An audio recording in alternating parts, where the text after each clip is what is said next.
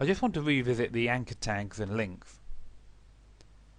If you remember, we created this link here, and if you click on the word link, then it will take us to page 2 that we created. Perhaps we don't want that page to be created or opened in the same browser window, but we want it to open a new browser window.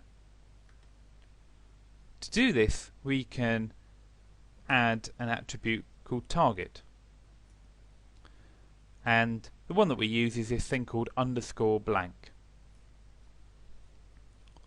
So using the keyword and the attribute target equal, and then in quotes _blank, will result in the web page being opened in a separate browser window. So let's just refresh that and show you.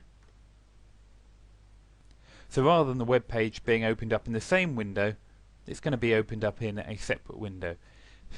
Quite often you would use this kind of link if you were linking to an external site and you don't want the user to browse away from your own website. For this next demonstration to do with links, I need to add some extra text to our page. So just underneath the Blackadder image, I'm going to create a new paragraph, and I've just copied to the clipboard lots and lots of dummy text. So let's just save that and check that there's enough there.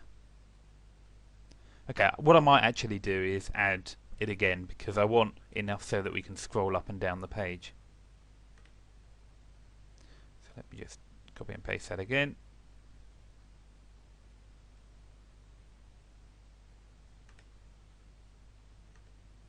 There we go. Okay, so we've got enough text there so we can scroll up and down the page.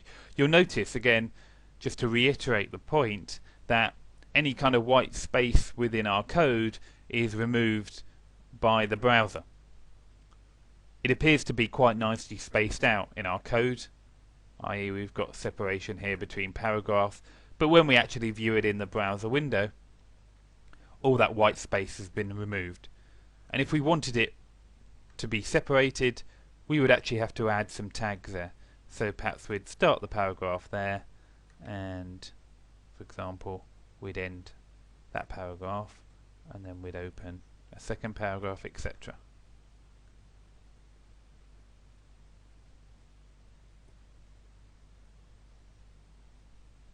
And if we just save that and view it, then you'll notice, yeah, okay, it's now nicely spaced out. The purpose of adding all this extra text is to show you how we can add a link so that it actually takes you to a certain place within a page. The way to do this is to add an anchor tag where we want it to scroll to, and assign it a name. Just call it end.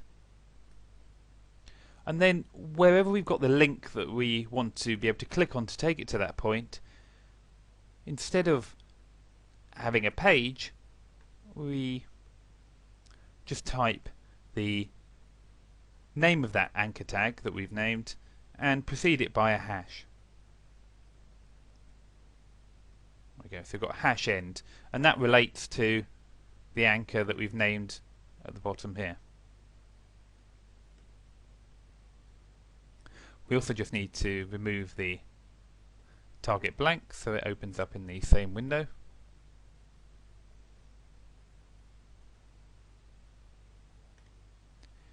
And if we just refresh the page and click on the link button, and there we go. The page has scrolled down to the position that we want to go to on that page, the place that we've anchored. This is commonly used, for example, perhaps if we've got a very long page that has a number of glossary items perhaps, and you've got items there listed between A to Z, and perhaps at the top of the page you want to be able to put a bar where perhaps someone can click on A or B or C, and it will scroll automatically to that place in the page. We've talked about using these kind of links to be able to scroll to a position in the current page. Similarly, we could do the same to a different page. So for example, if we wanted to scroll to a position or an anchor called end on a different page, perhaps our second page, which is that page 2.html, then before the hash sign we just put the page name.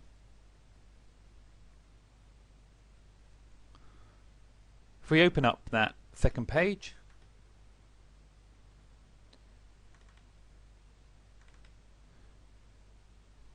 and we'll copy all of this text into it along with the anchor tag.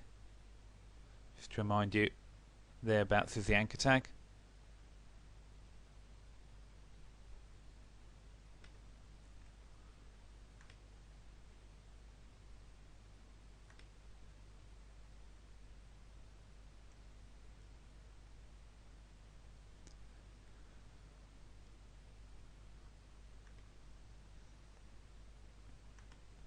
And we'll refresh the page,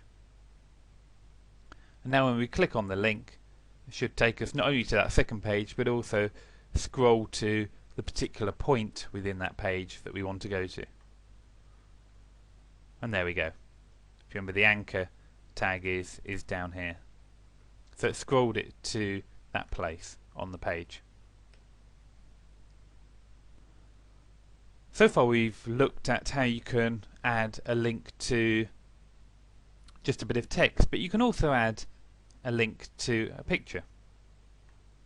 So we'll switch back to our main index page and back to our image here. And what we're going to do is we're going to add the same link to not only the text that we've got up here but also to this image. And we do it in exactly the same way that we would do for adding an anchor link to some text. So we use href, and we're going to go to exactly the same place, so page 2.html, and again we'll go to that anchor point. So at the end of the image we just close the anchor tag. And if we browse back to the first page, then you'll notice now when we put our mouse over the image, the pointer changes and it indicates that it's also a link. And if we click on it, then it links to the same place that the link on the text did. One thing that you might notice, however, on the picture now is that it has a blue border. And this formatting happens because our image is now a link.